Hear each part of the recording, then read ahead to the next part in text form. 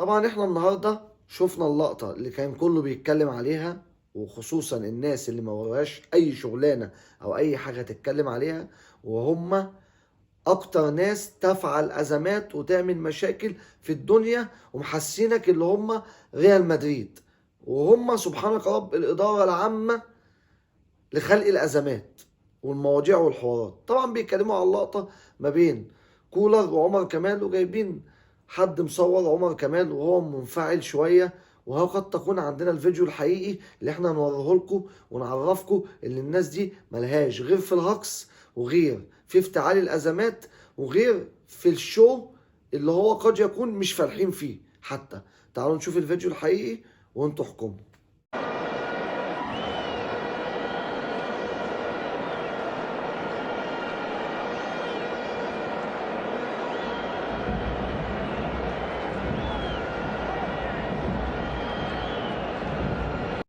وبعد ما شفتوا الفيديو كان بيقول له ايه في الاخر؟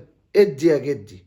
طبعا احنا بنقول تاني، احنا النادي الاهلي وليس لنا فروع اخرى، وانتوا اللي ياما كنا بنقول لكم حبوا بعض وما تضربوش بعض وما تهنوش بعض وما تقولوش ادابكم على بعض.